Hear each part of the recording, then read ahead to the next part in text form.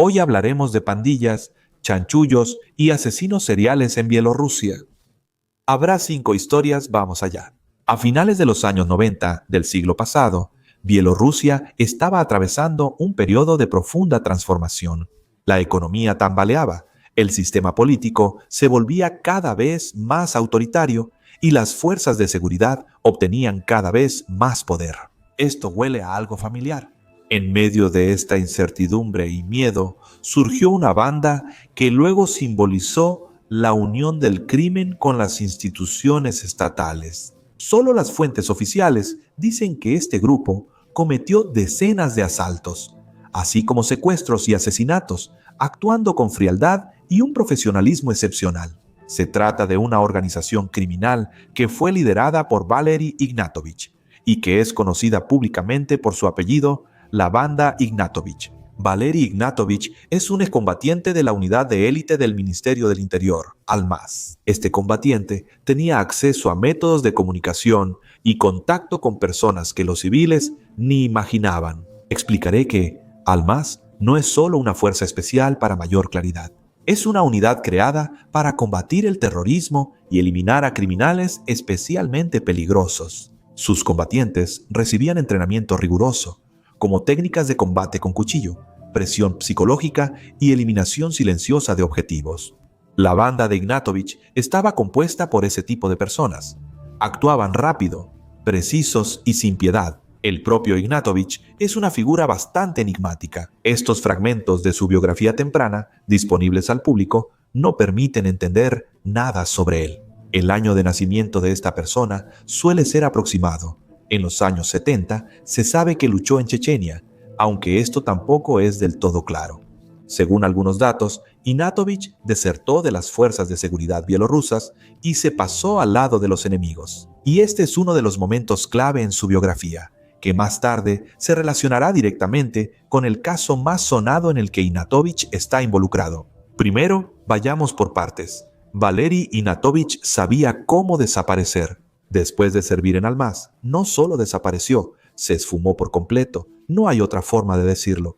No logró adaptarse a la vida civil normal, o tal vez, simplemente, no tenía muchas ganas. En cambio, Ignatovich empezó a reunir un equipo para hacer negocios. Los compañeros de servicio dejaron el uniforme, pero no sus habilidades. Al grupo también se unieron excriminales que antes habían cometido delitos graves. Bajo el liderazgo de Ignatovich, estas personas crearon una estructura que operaba como una unidad especial, pero con otros objetivos. Ellos no querían proteger, sino robar, secuestrar y destruir. Según la investigación, Ignatovich fue el cerebro de la organización. Él sabía cómo planear operaciones, cómo evitar la vigilancia, cómo hacer que la gente guarde silencio, o al revés. Sus combatientes atacaban empresarios, secuestraban personas y pedían rescate. Las víctimas eran taxistas, comerciantes y ciudadanos comunes que se cruzaban en su camino. Pero lo más aterrador no son los métodos, sino la motivación. No solo querían dinero. Los miembros de la banda de Ignatovich buscaban poder, control e impunidad. En sus acciones, los criminales demostraban un alto nivel de preparación. Usaban silenciadores, actuaban con guantes y mataban en lugares desiertos. Por ejemplo, en bosques o en carreteras. Con el tiempo, los asesinatos comunes ya no les bastaban. Las víctimas fueron halladas con signos de tortura, heridas de arma blanca y manos atadas. Eso ya no solo eran crímenes, sino una muestra de poder. Y también era una advertencia para todos los que se atrevieran a hablar o ir en su contra. Ignatovich, al igual que su gente, no tenía piedad de nadie. Y no son palabras vacías. Les daré un ejemplo muy elocuente. Esto ayudará a entender cuán poco de humano quedaba en estas bestias. En junio de 2000, en Minsk, hubo un asesinato que sorprendió incluso a los agentes más experimentados. 2 familias, los Nasibov y los Agaev, fueron brutalmente asesinadas en su casa. 5 personas, incluido un niño de 5 años. Y cuando digo asesinato, creo que ni siquiera se imaginan lo que ocurrió en la vivienda. Aljan Nasibov recibió 4 puñaladas en la espalda. A su esposa le cortaron la garganta. La dejaron morir por un traumatismo cráneoencefálico abierto tras golpearla en la cabeza con un objeto pesado. Y la hija, Leila, murió por 9 puñaladas en la espalda, 3 de las cuales atravesaron el corazón. Irina Agaeva recibió 3 puñaladas en el corazón. A su hermano Shamil lo estrangularon con una cuerda, pero antes de eso le dieron al menos 13 puñaladas. Además, le cortaron la mano derecha y los forenses hallaron rastros de tortura en los cuerpos. Cortes, rasguños, marcas de ataduras, pero lo más aterrador es cómo se realizó el asesinato. B. El cuchillo no solo entraba en el cuerpo, también lo giraban en la herida. Esa técnica, un golpe giratorio, provoca un intenso dolor y casi siempre la muerte. Además, imposibilita la identificación del arma que por acción de su dueño causó la muerte. Esa es una técnica de ataque que solo se enseña en unidades especiales. Según la investigación, el motivo de este brutal ataque fue el robo. Se dice que los delincuentes buscaban las joyas del departamento. Entonces, ¿por qué torturaron a las víctimas? Hubiera sido más fácil simplemente deshacerse rápidamente de los que estaban en la vivienda, llevarse lo que querían y huir, o ni siquiera venir cuando había 5 personas adentro, incluyendo a un niño. Bueno, no es de extrañar que, con esa explicación de la motivación, surgieran otras suposiciones que los periodistas de varios medios intentaron confirmar en sus investigaciones. Por ejemplo, en junio de 2001, el periódico bielorrusa Gaceta de Negocios informó lo siguiente. En la diáspora azerbaiyana local se rumora que a la familia la mataron, probablemente por error. El verdadero objetivo del interés criminal pudo haber sido un invitado de la casa, un pariente de una de las principales figuras de Azerbaiyán. La noche antes del asesinato, el invitado se fue. Pero de nuevo, ¿qué sentido tenía para Ignatovich y su gente organizar una masacre tan sangrienta con torturas además? Quizás de esa manera intentaban mostrar lo que podría pasarle a quienes les encargaran. Los delincuentes no solo actuaban por iniciativa propia, también recibían encargos. Al final, el episodio más sonado relacionado con la actividad criminal de Ignatovich, según una de las versiones, tiene precisamente ese carácter de encargo. ¿De qué se trata? Ese año, por encargo de Ignatovich, desapareció el periodista Dmitro Savatsky. Él se dirigía al aeropuerto Minsk II para encontrarse con un colega, pero nunca llegó al terminal. El auto fue hallado en el estacionamiento con las puertas abiertas y sus pertenencias dentro. Las cámaras de videovigilancia no funcionaban, no había testigos ni señales de lucha. La desaparición causó gran impacto, ya que Savatsky no solo era periodista, sino alguien que, digamos, sabía demasiado. ¿Recuerdan que al principio de la historia señalé un detalle clave en la biografía de Ignatovich?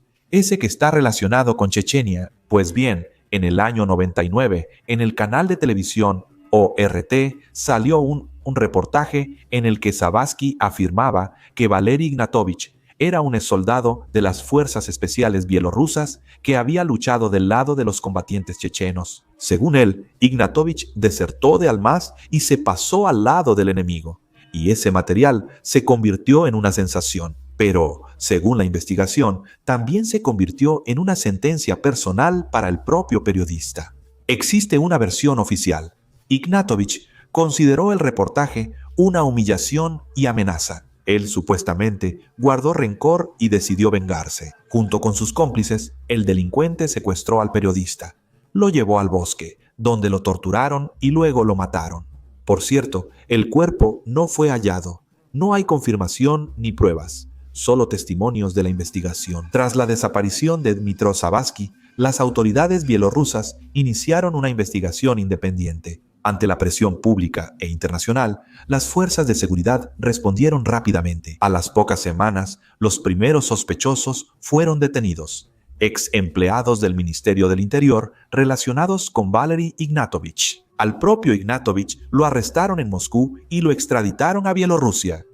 La investigación en sí duró varios meses. La base de la acusación eran los testimonios de otros detenidos. Algunos declararon después que fueron presionados y torturados en los interrogatorios. El juicio se llevó a cabo a puerta cerrada, lo cual no es sorprendente.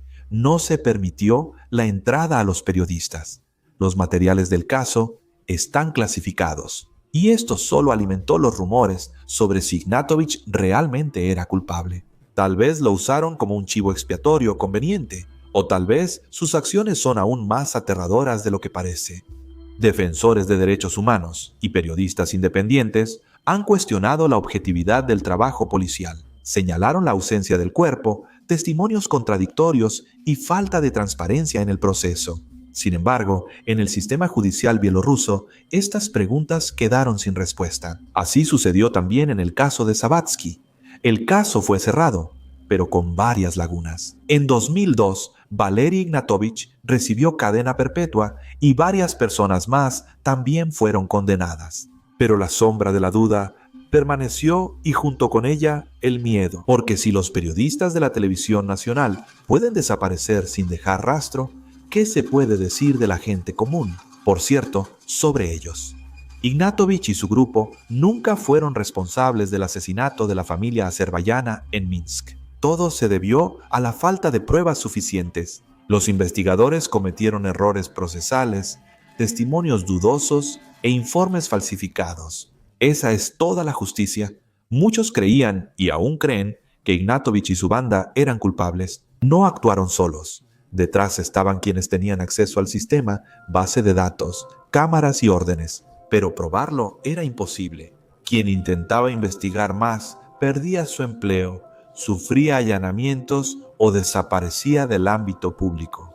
La familia Zavatsky exigió respuestas durante años, pero en lugar de la verdad recibió silencio. Los funcionarios evitaban hacer comentarios directos y los materiales judiciales estaban cerrados al público. Quienes hasta ayer trabajaban con Dmytro ahora preferían no mencionar su nombre y solo guardar silencio. Valery Ignatovich sigue cumpliendo cadena perpetua y no admitió su culpa ni se arrepintió.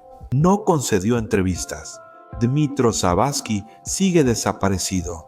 El silencio que, probablemente, impregna todos los casos relacionados con Ignatovich y su banda no fue casual. Era sistemático, porque en un país donde las fuerzas de seguridad tienen poder ilimitado, la verdad es una amenaza y el miedo es una herramienta. Cuando el miedo domina, la sociedad pierde su capacidad de resistir. La historia de Ignatovich y su grupo aún no se ha estudiado completamente, y no se sabe si alguna vez lo será. Si quieren que lo diga de manera poética, lo diré así. Esta historia es un agujero negro, en el que desaparecieron no solo personas, sino también las respuestas.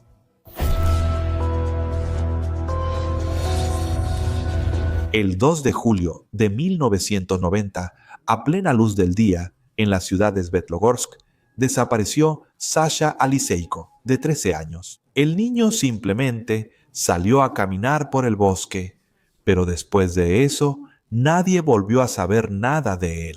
Para encontrar testigos que pudieran dar alguna pista sobre lo que sucedió y dónde podría estar el adolescente, se pegaron anuncios por las calles de la ciudad. En los periódicos de ese entonces aparecieron pequeñas notas ilustradas con la fotografía del desaparecido. En el texto se describía de manera muy simple y concisa a quién buscaban, y se pedía que se proporcionara cualquier información que pudiera ser útil en este caso y ayudara a traer al niño de regreso a casa. Sin embargo, nadie respondió. Así que la policía, al no encontrar pistas que pudieran llevar al rastro de Sasha, pronto archivó el caso. Solo quedó acumulando polvo, ya que las búsquedas operativas no dieron resultados. Los oficiales uniformados calificaron el caso como sin solución y pasaron a otros, digamos, menos desesperados. Pero no se rindieron los familiares más cercanos y conocidos de Sasha. Casi todos los días se despertaban con los ojos llorosos y comenzaban su propia búsqueda. Ellos mismos seguían las huellas del adolescente, revisaban sus pertenencias personales una y otra vez, tratando de encontrar la razón de por qué sucedió lo que sucedió. Ni siquiera se puede describir lo que sentían estas personas por dentro cada vez que sonaba el teléfono en casa. Simplemente saltaban de su lugar para contestar el teléfono. De repente pensaban que podía hacer algo sobre Sasha, pero lamentablemente siempre, cada vez, llamaban por otros asuntos. El 16 de abril de 1991 desapareció Vitaly Yakimov. El niño fue de picnic al bosque con sus amigos, pero no volvió a casa con ellos. Uno de los últimos en ver a Vitalik fue su hermano gemelo, Valera. Regresamos de la escuela y le pedí que fuera conmigo al cine, pero él dijo que iría con una niña y con Mihalkevich de picnic al bosque. Le insistí, no aceptó. Así que a las 3 fui al cine y Vitaly se fue al bosque. Regresé de la película y empecé a jugar fútbol en la calle. Mihalkevich se acercó y dijo que a tu Vitaly se lo llevó un señor en motocicleta. Entonces mi hermano no le dio importancia. A las 8 llegó a casa, pero no le contó nada a mamá sobre Vitalik. Pero una hora después apareció en la puerta la misma niña con la que Vitalik se fue de picnic. También su amigo Mihalkevich y otros más. Gracias a ellos, los padres supieron que su hijo llevaba tiempo fuera de casa y no era sin motivo. A Valera le pidieron buscar a su hermano, desaparecido en la calle, pero no encontró ninguna pista, ni esa noche ni al día siguiente. A diferencia de la desaparición de Sasha Liseika, aquí sí hubo testigos. Los niños vieron cómo un hombre desconocido se llevaba a su amigo en una dirección desconocida. Además, recordaron un detalle distintivo. La motocicleta en la que se llevaron a Vitalik era roja, pero eso resultó insuficiente para encontrar al niño. Algunos dicen que simplemente no había suficiente información para dar con el paradero del niño o del delincuente. Otros se quejan del trabajo de la policía. Dicen que ellos simplemente les dio flojera reunir hasta el más mínimo detalle para armar el panorama completo del crimen y resolver el caso. Quién tiene realmente la razón ahora es difícil de entender, pero el final, de cualquier manera, es el mismo. La desaparición de Vitalik no la relacionaron con la misteriosa desaparición de Sasha. Este caso también fue finalmente retirado de la agenda de los empleados de la comisaría de Svetogorsk. El 30 de marzo de 1993 desapareció Vitya Novikov, de 13 años. Ese día, como siempre, salió a la calle a pasear con sus amigos. Sin embargo, no regresó a la hora acordada con su familia. Pronto comenzaron las búsquedas a gran escala. En Svitlogorsk prácticamente no quedó ningún habitante que, aunque fuera de oídas, no supiera sobre la tragedia en la familia Novikov. Parecía que toda la ciudad estaba buscando al adolescente, pero todo eso fue en vano. Menos de un mes después, el 20 de junio, Svitlogorsk recibió otra noticia. De nuevo desapareció un niño, otra vez un chico que salió a jugar en el patio de su casa. Y, una vez más, no hay ninguna pista de cómo sucedió esto ni de quién tiene la culpa. Esta vez, la búsqueda es por un niño de 9 años, Sergei Kasianenko. Y como ya se habrán imaginado, esto no dio ningún resultado. Como la policía no podía mostrar resultados de su trabajo ni dar respuestas claras, aunque fueran acá hasta algunas preguntas, los habitantes de Svitlogorsk empezaron a pensar por su cuenta qué estaba pasando. Una de las versiones más comunes era la de una acción malintencionada. La actividad de la Hermandad Blanca es una especie de secta religiosa que surgió en los años 90. Sus seguidores creían que en el 93 llegaría el fin del mundo, y el epicentro sería Kiev. Pues bien, los Svitlogorsi pensaban que los miembros de la hermandad secuestraban niños para realizar algunos de sus rituales. O, como pensaban los habitantes, los secuestros eran cometidos, según se decía, por los gitanos. Aún lo dicen, aunque no sé si sea cierto. Los gitanos vendían niños. Cada época inventa cosas. Pero ahora les pido que no haya xenofobia en los comentarios. También circulaba la versión sobre un maniático que secuestraba niños y luego los mataba. Los más atrevidos añadían que el delincuente también abusaba sexualmente de ellos. Las autoridades consideraron estas versiones. Parecía la versión del maniático la más probable. Absolutamente cierto. Sin embargo, nadie la nombró principal ni la anunció públicamente para la sociedad, me refiero. No hubo resultados, por lo que policías y fiscales de varios rangos temían perder sus salarios, bonificaciones, rangos y similares. Mientras ellos temían, los niños seguían desapareciendo. El 5 de julio desapareció Tolia Rachenko, de 13 años. La mamá del chico, Valentina, no podía creer que su hijo ya no volvería a casa. Por la mañana me preparaba para el trabajo. Tolia seguía dormido. Ya no lo volví a ver. Volví del trabajo y no estaba. Ya era de noche en la calle. Empezamos a buscarlo. Él iba a ir a pescar mañana. Preparó las cañas y el cebo. Esta desaparición fue un shock, explicó después el padre del adolescente, Anatoly. A la familia le molestaban las suposiciones de que su hijo se había ido por voluntad propia. Él era muy responsable. Yo sabía que él no se iría así nada más. La familia tenía una relación maravillosa. Desapareció como el quinto en Svitlogorsk. Buscamos por todas partes en Bielorrusia. Y estuvimos en Kiev y también en la Hermandad Blanca. Creímos que él estaría ahí. Hicimos todo lo que pudimos.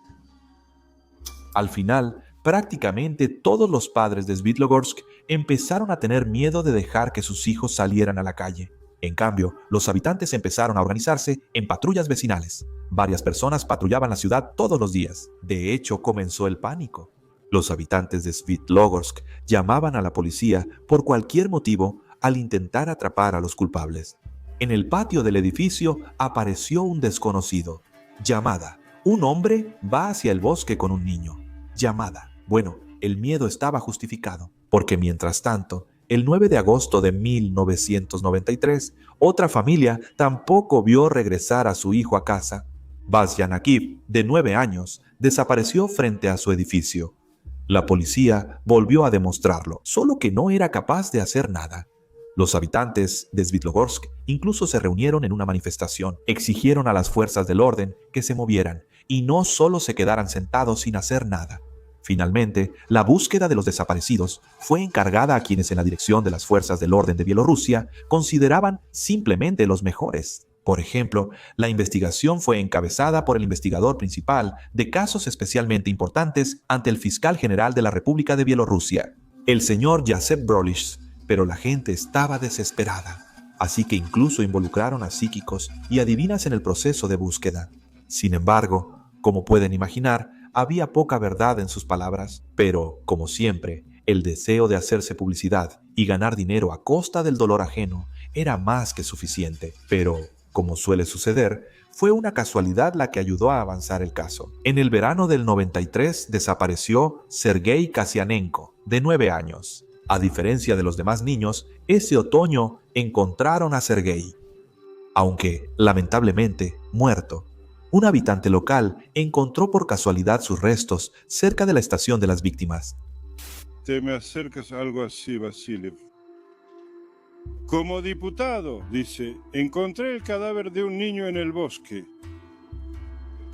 Dice, vamos a ver, yo como tú no sé qué hacer. Bueno, y llegamos a ese lugar. Bueno, nos detuvimos ahí. Él solo me mostró la cabecita. Bueno, solo se veía la coronilla. Le digo, oye, solo somos un grupo, no una persona. Vamos a causar pánico. Llamar a la policía y gastar en eso. Le digo, vamos a sacar algo bueno de esto. Y él dice, ahorita vamos a salir. Agarró un palito de madera y empezó a acostarse aquí, a rodar. Bueno, y cuando abrieron la policía, todos los abrigos estaban expuestos. Bueno, y todavía tengo el palito y me sigue sirviendo para todo. Lo quitaremos. El siguiente que encontraron fue Atolia Rachenko. Más precisamente, su cuerpo. Ese fue otro caso. Un cazador encontró el lugar donde yacía el cadáver.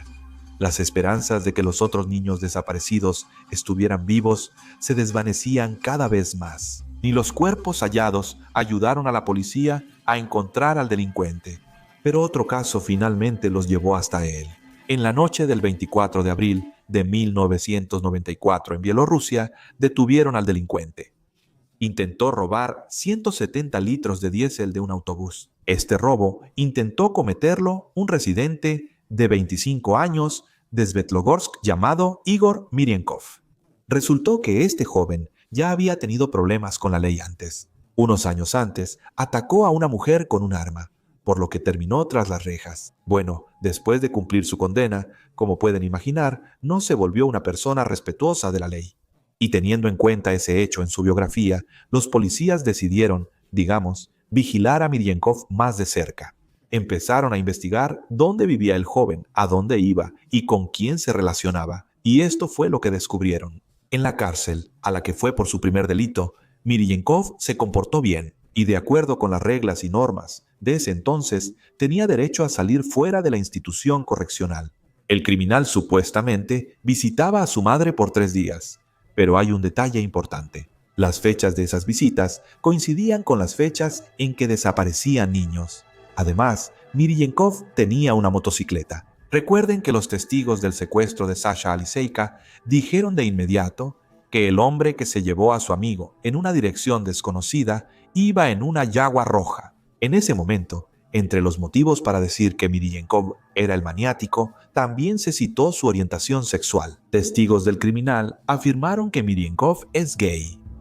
Por si acaso, vale la pena agregar que no hay una equivalencia entre gays y pedófilos. Eso, bueno, no es lo mismo en absoluto. De cualquier manera, a Miriyenkov empezaron a hacerle preguntas no solo sobre el robo de 170 litros de combustible, y no lo sé, ya sea por entender que ya no podría esconderse, o por alguna otra razón, Miriyenkov confesó todo.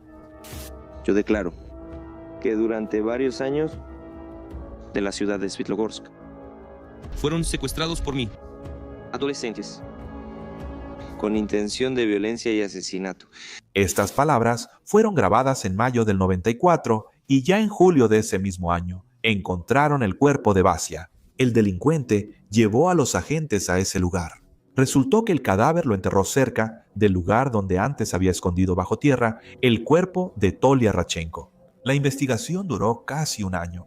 Varias veces los agentes de la ley fueron a los lugares donde, según el maníaco, debían estar los cuerpos: Sasha Aleksika y Vitaly Yakimov.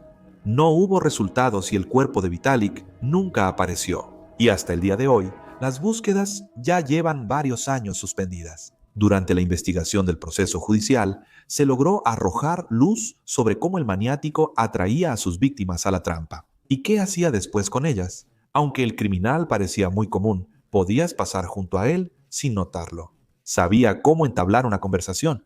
Correcto. Por ejemplo, en el caso de Radchenko, la conversación inició, supuestamente, por un auto descompuesto. El maníaco dejó el coche con el cofre abierto donde acechaba a su posible víctima. Y cuando vio a Tolia, empezó a actuar. Según las palabras del propio Miriyenkov, lo controlaba una ira de origen desconocido y una sed de violencia. Cuando los niños se resistían, el maniático los remataba ya sea con un cuchillo o los estrangulaba con sus propias manos. Así estaba convencido de que la víctima no lo denunciaría. Además, se descubrió que había más víctimas de las acciones de Miriyenkov de lo que se pensaba al principio. Las 2 primeras personas que cayeron en manos del monstruo sufrieron abusos sexuales por parte de Miriyenkov. El maníaco no se atrevió a matarlas aún, pues no decidía dar el último paso. Además, resultó que las sobrevivientes acudieron a la policía. Las víctimas contaron que un delincuente las había atacado y contaron cómo era su aspecto. Uno de los adolescentes sobrevivientes dijo en la oficina de la comisaría que el agresor le habló en la parada, algo así como: «Quiero pasar la noche en el bosque, pero no puedo armar la tienda solo, ayúdame». El desconocido, según recordaba el chico, era de baja estatura, tenía el cabello castaño y bigote. Parecía tener entre 20 y 25 años, no más. Vestía una camisa, conducía una motocicleta Jaguar 350. El adolescente no consideró sospechosas las solicitudes de esa persona. Aceptó ir al lugar donde el desconocido, según él, planeaba montar una tienda de campaña. Además, el joven era bastante positivo. La conversación fluía fácilmente y era amable. Pero tras unos minutos, al perderse la parada y el camino de vista, el ánimo del desconocido cambió drásticamente. En un instante, ya tenía un desarmador en el cuello del adolescente. Lo amenazó de muerte y lo obligó a quitarse la ropa y luego lo obligó. Miriyenkov quizá también hubiera matado al chico, pero las palabras y lágrimas de la víctima lo detuvieron. El chico suplicaba que no le quitaran la vida. Tal vez eso desconcertó un poco a Miriyenkov, ya que hasta ese momento él nunca había matado a nadie. Además de todo lo mencionado, a pesar del estrés por lo vivido, en la comisaría, el chico incluso indicó los 2 últimos dígitos de la placa de la motocicleta de su agresor. La policía empezó a buscar esa Jaguar e incluso la encontraron. Miriyenkova, pero en otro hombre, el nuevo dueño de la Jaguar. Verán, Miriyenkov vendió el vehículo justo después del ataque. Bueno, de hecho, ahí terminó esa investigación. si no fuera por la pereza, indiferencia y falta de profesionalismo. En otras palabras, si las autoridades hubieran hecho su trabajo como debían, simplemente no habría habido nuevas víctimas de Mirienkov. Pero todo resultó como resultó. El juicio contra Mirienkov se convirtió en el evento más sonado de Svitlogorsk. Y creo que no solo en el 95, cuando fue la audiencia. Cientos de personas se reunieron frente a las paredes donde se anunciaría el veredicto al maniático. Los familiares de las víctimas llegaron en una columna separada. Llevaban pancartas en las manos con los nombres de las víctimas escritos en ellas. El hombre que iba al frente llevaba una pancarta con la inscripción: "Ellos siempre están con nosotros". Otro participante de la columna llegó al tribunal diciendo: "Los asesinos de niños no deben caminar por la tierra bielorrusa. Yo agregaría que no deberían caminar por ninguna tierra". A pesar de que Mirienkov confesó lo que hizo al principio de la investigación y a pesar de que indicó algunos lugares donde estaban enterrados los cuerpos, el tribunal fue implacable. Al maníaco serial le dieron la pena de muerte, fusilamiento. Por cierto, el delincuente no pidió clemencia ni apeló la decisión al escuchar esto. Incluso al contrario, Mirienkov declaró que quería que la sentencia se cumpliera lo antes posible. Estas fueron sus últimas palabras, las últimas en el juicio, que Decir, todos te odian, pero eso no es lo importante.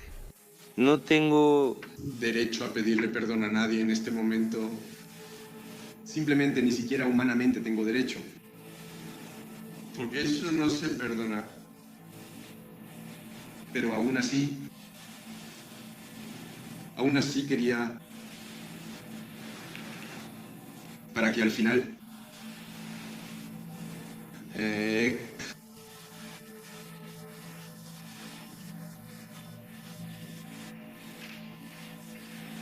no es justo decir que no soy capaz de hacer algo así. No sé cómo expresarlo ni si vale la pena intentarlo. Solo diré que nunca lo esperé.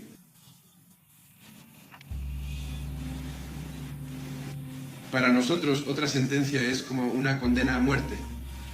Yo mismo sé que solo espero esto y honestamente diré que es así. No odio esa vida en la que viví. Gracias. ¿Qué más puedo agregar? Prácticamente nada. Gracias. la sentencia del tribunal, es decir, la ejecución, fue recibida con aplausos por los familiares de las víctimas. El criminal esperó su último día casi un año, y el 19 de junio de 1996, el asesino serial Igor Mirienkov fue finalmente ejecutado.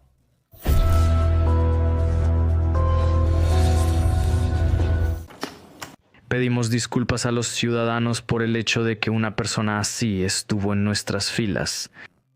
Sin embargo, la descubrimos durante la depuración del Ministerio del Interior.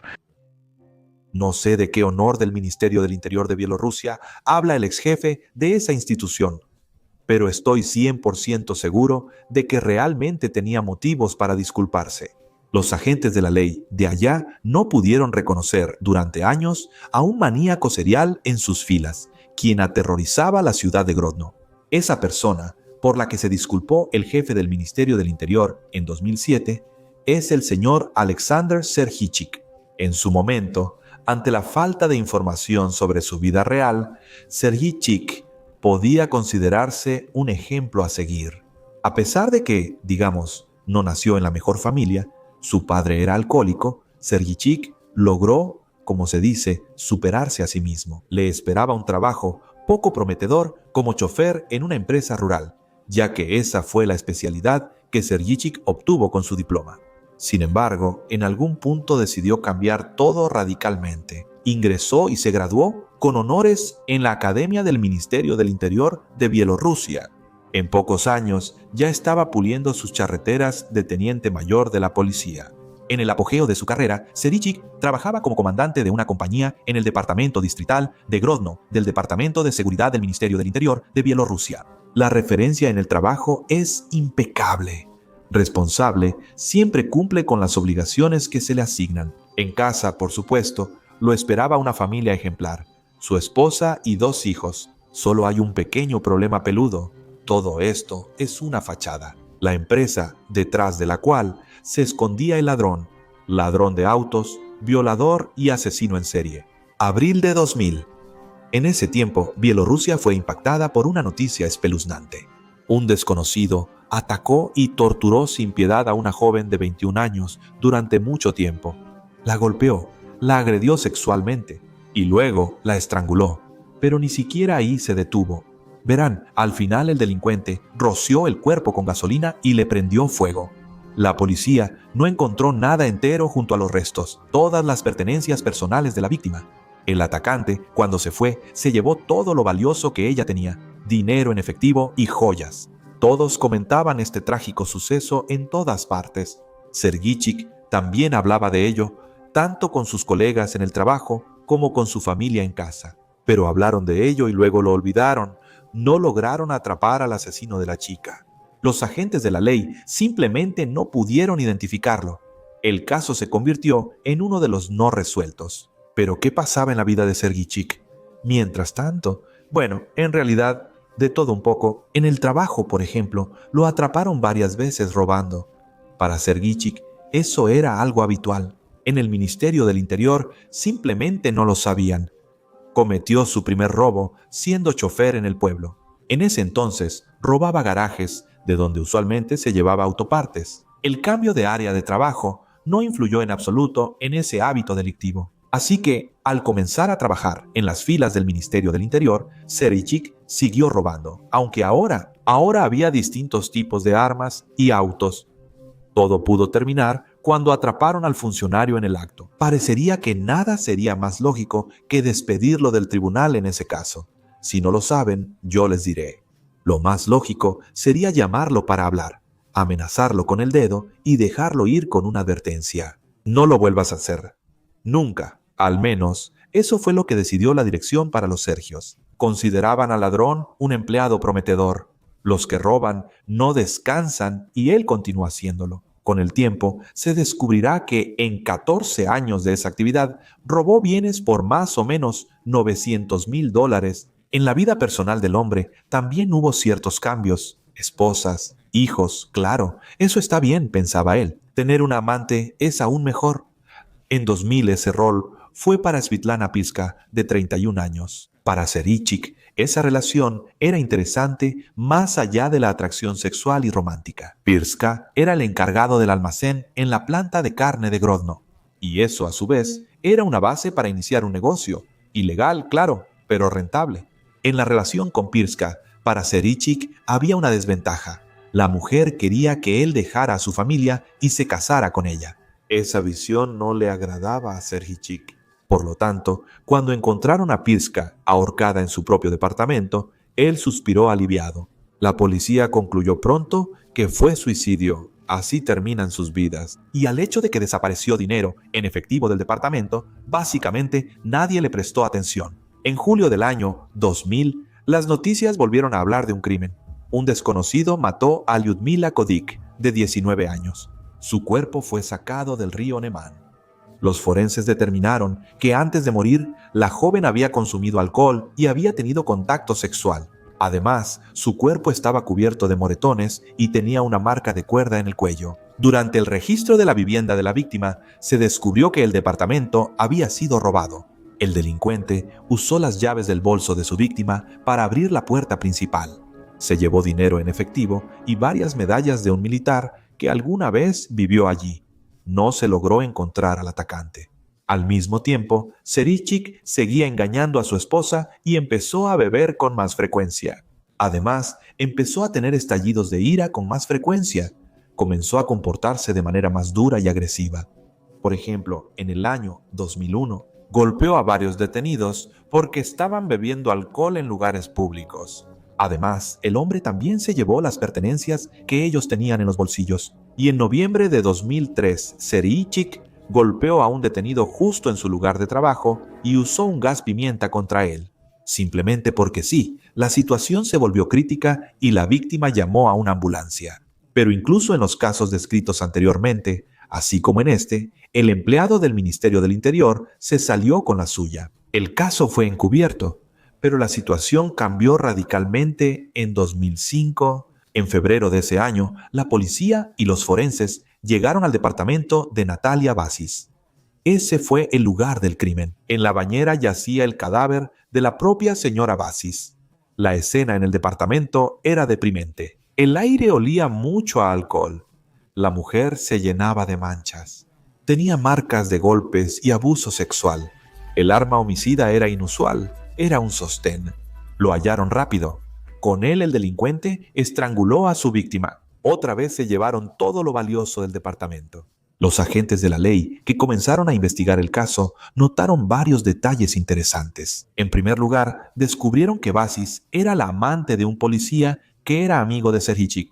También se supo que Basis, Serhichik y el policía bebieron juntos la noche anterior al asesinato en el departamento de la mujer. Serhichik entonces se peleó con su esposa y no encontró mejor consuelo que emborracharse. Así que, al establecer estos hechos, la policía detuvo a ambos hombres. Comenzó el interrogatorio y Serhichik empezó a enredarse en sus propias palabras. Decía cosas distintas y no era claramente evadía.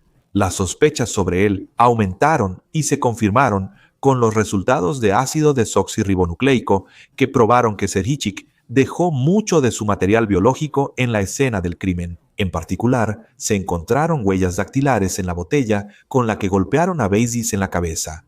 Vaya cosa. Y así, el mundo de impunidad de Serhichik comenzó a desmoronarse de inmediato, y su máscara falsa, de empleado ejemplar y hombre de familia decente, se hizo pedazos por completo.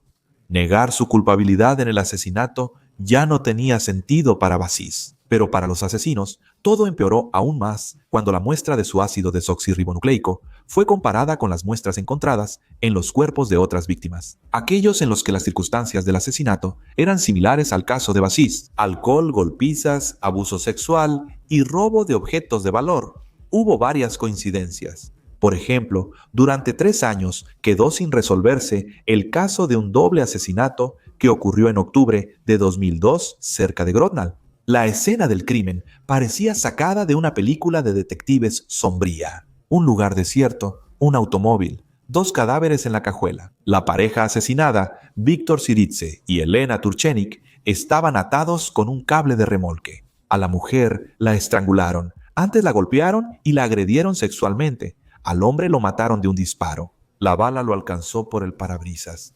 Las pruebas más valiosas fueron los rastros biológicos del atacante.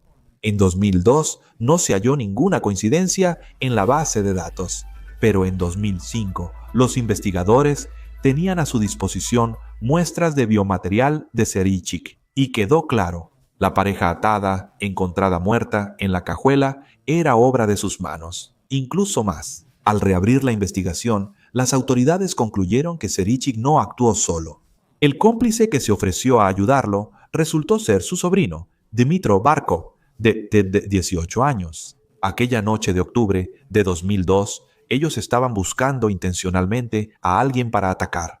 No fue algo accidental. Y cuando vieron un auto estacionado en las afueras de Grodno, todos los instintos dentro de estos 2 monstruos gritaron: eso es exactamente lo que necesitaban. Tenían frente a ellos el objetivo perfecto. Y no pienses que el joven sobrino de Serhichik se quedó al margen, asustado. Fue él quien arrastró a la mujer de regreso al auto cuando notó que intentaba escapar. Él también, junto con su tío, la forzó, por así decirlo.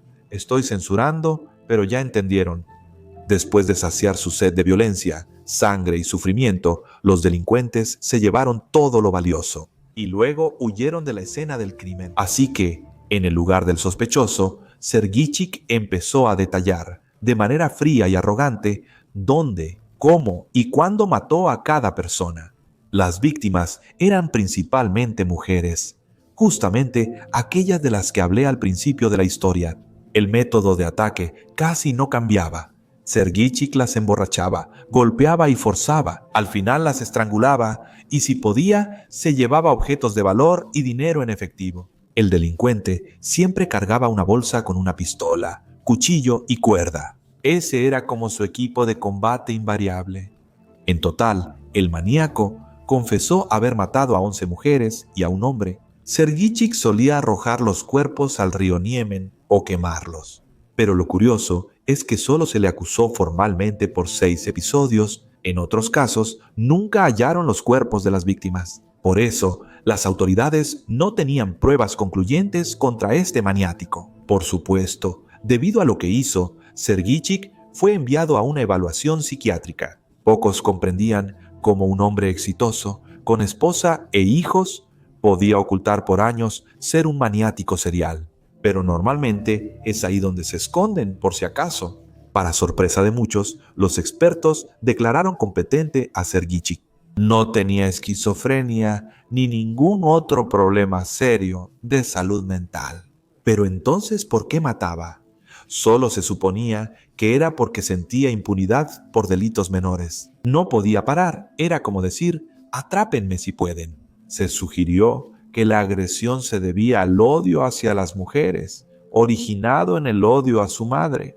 Algunos creían que el alcohol alteraba la conciencia de Sergichik, pero todo eso son solo teorías y suposiciones. Estos son los hechos del caso. El 22 de mayo de 2007, Alexander Sergichik fue declarado culpable de 6 ataques y asesinatos con especial crueldad. Junto con eso, también se presentaron cargos relacionados con robo, uso ilegal de armas y varios otros. Por todo esto, le esperaba la pena máxima. El Tribunal Regional de Grodno decidió ejecutar al delincuente y confiscar sus bienes. El 26 de noviembre de 2007, en el centro de detención de Minsk, el asesino en serie fue fusilado.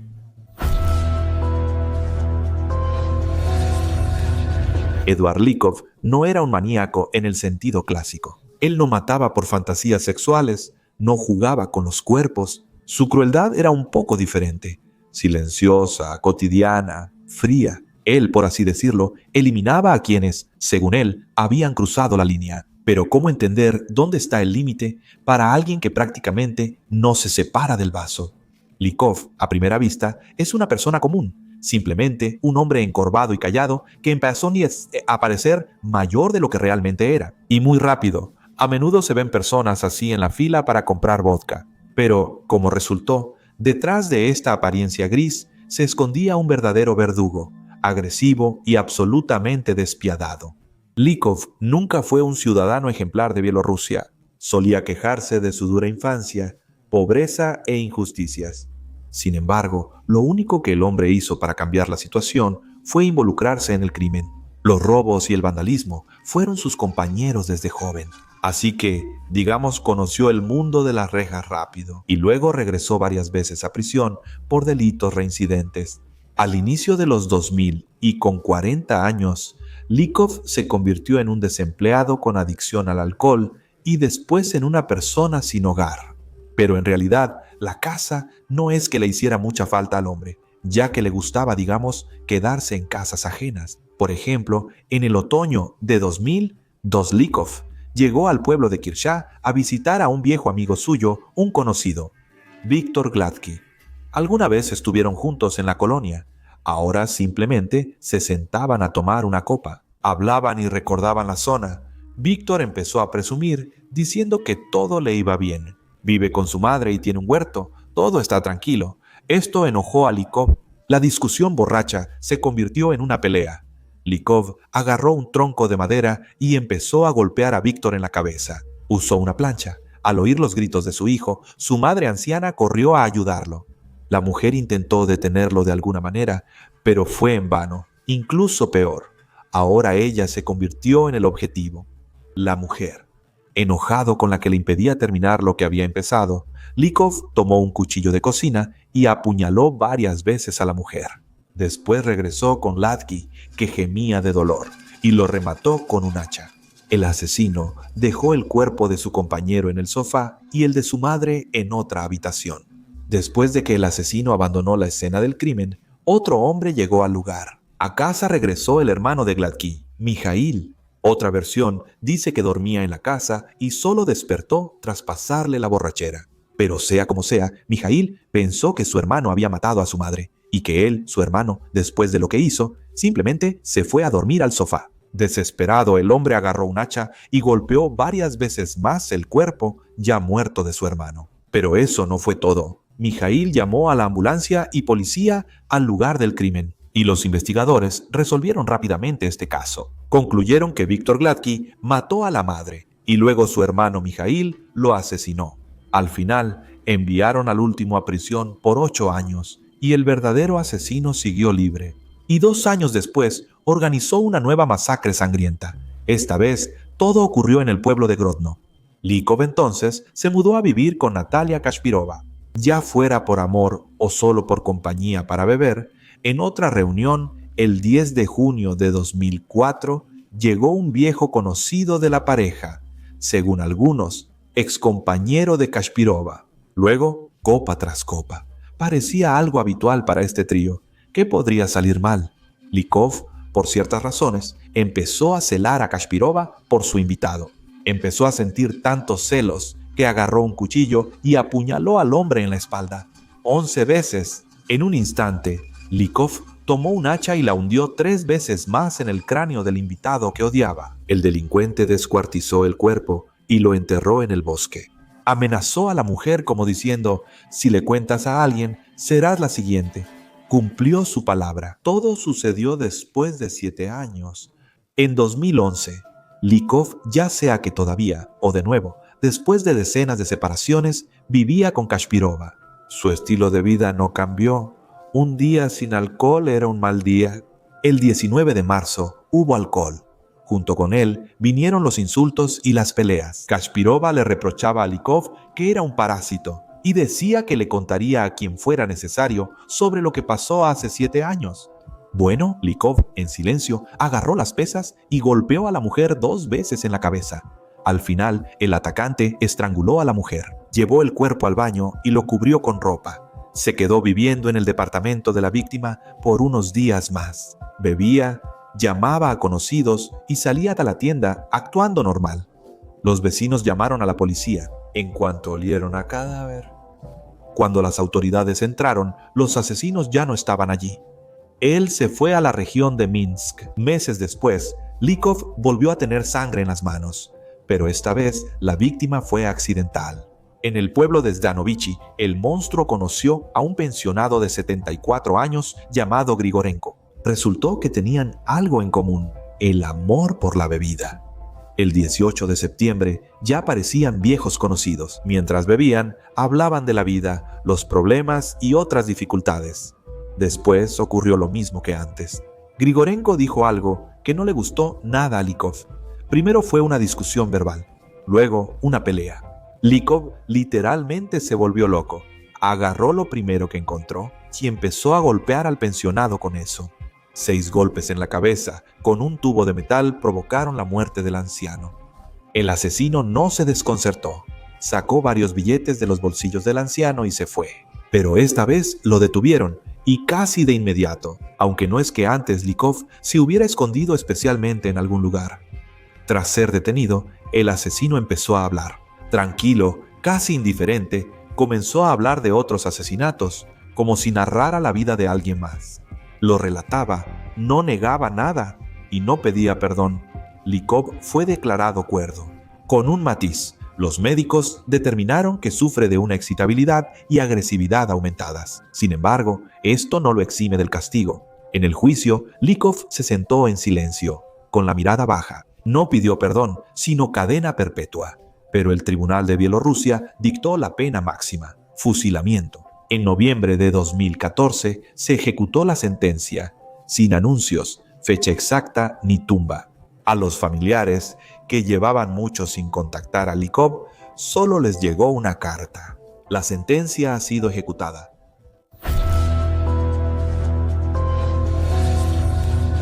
En la ciudad soviética bielorrusa de Vityabsk, entre edificios grises y parques descuidados, durante años deambuló en secreto la sombra de un verdadero horror. La gente lo conocía, lo sospechaba y hasta temía decirlo en voz alta. Pero nadie podía imaginar que el asesino que causó pánico en varias regiones en realidad pasaba junto a ellos todos los días, y con un portafolio en la mano y un saludo amable. Se llamaba Gennady Mijasevich. Durante el día, un trabajador ejemplar del partido. Miembro del partido, padre, y por la noche, un maniático que le quitó la vida a más de 35 mujeres. Al menos, según algunos cálculos, más de 40. La historia de este monstruo empezó en East Vityabshchina. Mikasevich, desde niño, no se destacaba por inteligencia ni crueldad, pero en él crecía otro tipo de aislamiento inquietante, resentimientos hacia las chicas que se burlaban de él y una profunda soledad interior. En su juventud, él sirvió en la marina, pero pronto fue dado de baja por problemas de salud. Al volver, se casó, ingresó a un instituto técnico, se especializó y comenzó a trabajar como conductor. A primera vista, todo iba bastante bien, pero detrás de esa apariencia de bienestar se escondía un vacío oscuro que él no podía llenar con nada. Hasta cierto momento, el primer crimen, fechado en 1971, en ese entonces, Mikasevich estaba pasando por una crisis personal. No lo aceptaron en el instituto. En casa había peleas. Su pareja se fue. Incluso pensó en quitarse la vida. Ya había agarrado una cuerda y realmente tenía la intención de usarla. Pero cuando por la noche Mikasevich vio a una chica sola en la carretera, algo cambió. Lyudmila Andralova, de 19 años, volvía a casa tras pasar un rato fuera sin sospechar nada. Mikasevich se acercó y le ofreció acompañarla. Ese fue el momento en que todo se rompió. En lugar de quitarse la vida, él eligió quitarle la vida a otra persona. Lo que iba a ser el final de su propia vida se convirtió en el inicio de un camino sangriento y en la muerte de decenas de otras personas. Como confesó más tarde Mikasevich, en su cabeza sonó una sentencia. ¿Para qué voy a ahorcarme por una mujer? Mejor yo mismo voy a estrangular a alguna. Su ira, su orgullo herido y su deseo de venganza lo llevaron a cometer un acto terrible. Forzó a Lyudmila y la estranguló. Después, el estrangulamiento se volvió su método usual de asesinato. El monstruo dejó el cuerpo de la chica expuesto. No lo ocultó. El 16 de mayo hallaron el cadáver. El pueblo donde sucedió esto se alarmó, pero la gente aún tenía esperanza. Pronto atraparán al asesino, pagará por sus actos y los habitantes del pueblo continuarán con su vida. Una vida tranquila. La investigación tomó un rumbo equivocado. Verán, acusaron del crimen a un joven inocente, quien fue condenado a 10 años en una colonia penal. El verdadero asesino desapareció sin dejar rastro y volvió a su vida habitual. Luego, los psicólogos describieron este primer crimen como un cambio donde la energía suicida se volvió violencia. Es decir, en lugar de quitarse la vida, Mikasevich dirigió su odio hacia afuera, a la mitad, simplemente a una mujer al azar. El primer acto le dio una sensación de control, una descarga, una manera de deshacerse de su propia debilidad. Él mismo lo confesó así. Cuando estrangulaba, sentía que absorbía fuerza de las mujeres a través de sus manos. Desde ahora, Mikasevich matará de forma regular, en distintos lugares y maneras. De día, era un esposo y padre cariñoso. De noche, un depredador. Siempre actuaba con calma y método. Sus crímenes no eran impulsivos. Era un juego consciente de escondidas. Me refiero con la investigación. Durante casi 15 años, permaneció inalcanzable, desapareciendo después de cada asesinato sin dejar ni una sola pista. Las víctimas de Mikasevich eran mujeres solas, cansadas e indefensas. No eran prostitutas ni criminales, solo trabajadoras comunes. Estudiantes, vendedoras y maestras que solo volvían tarde del trabajo. Mikasevich no elegía a sus víctimas por su apariencia, sino por la situación. Buscaba a la que parecía más vulnerable. Él mismo lo diría así después. No tenía un tipo, simplemente veía que estaba sola y pensaba, ahora o nunca. El automóvil fue el principal medio de atracción de Mikasevich, inicialmente usando autos de DOCAF. Es la Sociedad Voluntaria de Apoyo al Ejército, Aviación y Marina. Ahí era instructor. Después empezó a atraer a sus víctimas usando su propio Zaporozhets, de color rojo. Ese auto simbolizó sus crímenes. Al acercarse a una mujer, le ofrecía llevarla a su casa. Su voz era suave y su sonrisa amigable. Él realmente sabía cómo parecer, como uno de los tuyos. Después de aceptar el viaje, la víctima caía en la trampa. El auto no iba a casa, sino a una franja forestal, un camino rural o una granja abandonada. y fue ahí donde se desarrollaba la parte principal de su ritual. La mayoría de las veces, Mijasevich estrangulaba, como ya lo mencioné. Ese era su método principal y casi siempre el de asesinato. Bufandas, cinturones, cuerdas o incluso sus manos. Es decir, cualquier cosa que le permitiera controlar la muerte de esa manera. En muchos casos, él usaba las cosas de las propias víctimas, sus bufandas o bolsos. Para Mijasevich era esencial sentir cuando la vida dejaba el cuerpo. Así lo afirmaba. Cuando estrangulaba, ese era el momento en que yo era más fuerte que la muerte. Yo controlaba todo.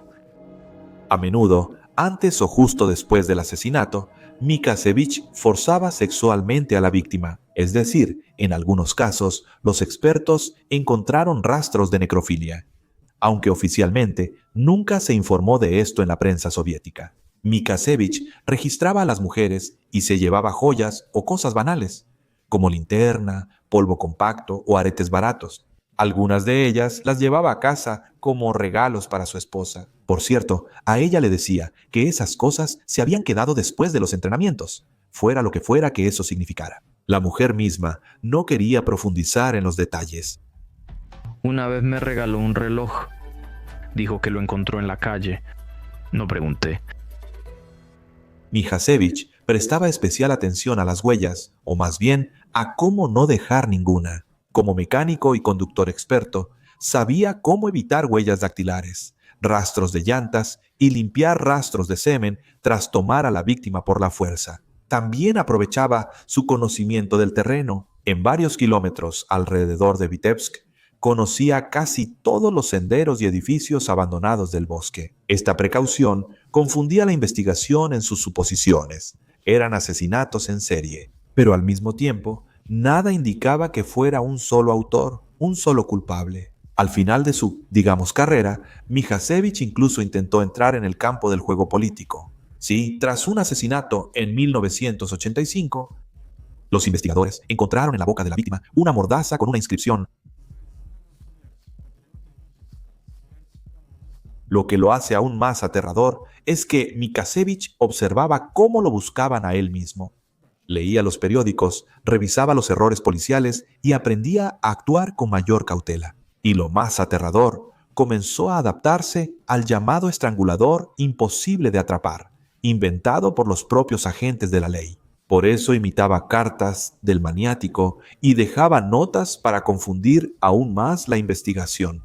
Es más, Mijasevich era un miembro activo de la brigada voluntaria, es decir, ayudaba a atraparse a sí mismo y al mismo tiempo seguía matando. La investigación no pudo con el caso. Los agentes de la ley, al trabajar en el caso, parecían buscar un resultado rápido por presión y miedo, no la verdad. Durante el interrogatorio de uno de los jóvenes condenados por error, el investigador Mikhail Savnirovich lo intimidó abiertamente y antes hizo anotaciones falsas en el acta. Estos métodos de miedo, presión física y falsificación llevaron a 14 sentencias injustas. Uno de los condenados fue reportado como desaparecido. Otro recibió 12 años y 4 cumplieron 10 años en prisión. Un investigador, agobiado por la presión, se suicidó.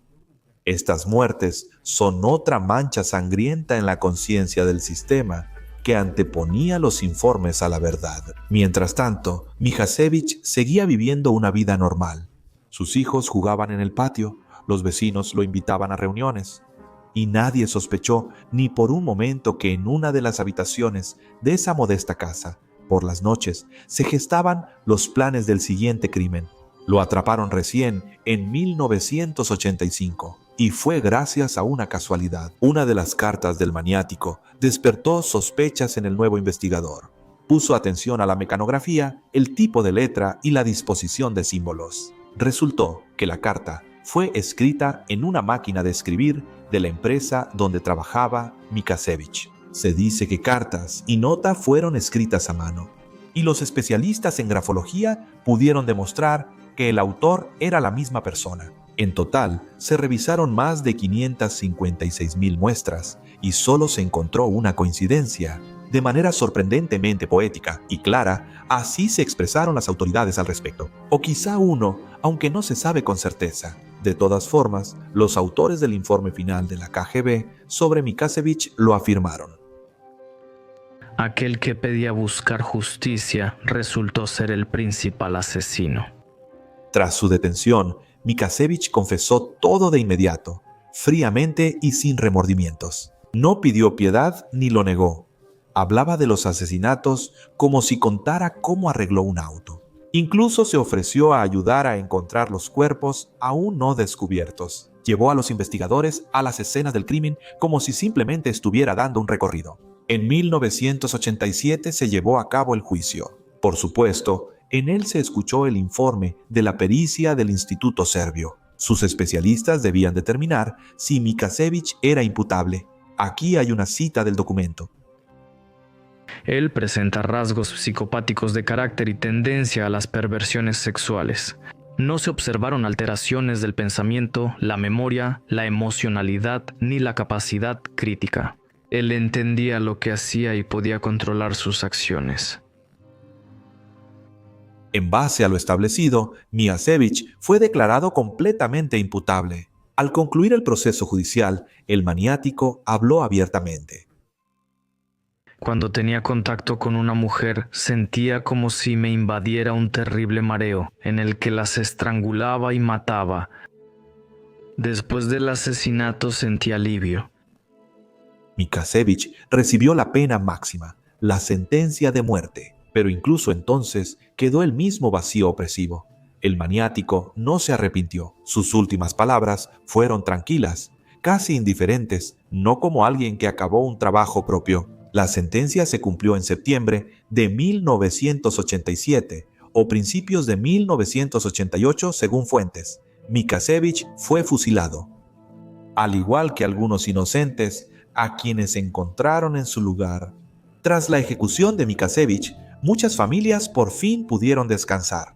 Pero la historia de Mikasevich no es solo la de un asesino. Retrata a una sociedad que por décadas ignoró el mal en uno de los suyos.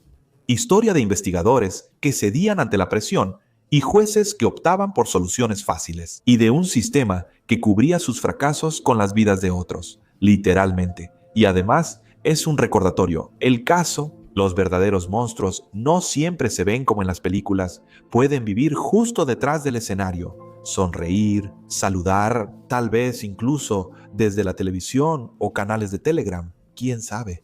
Cuídense y nos vemos en el próximo video.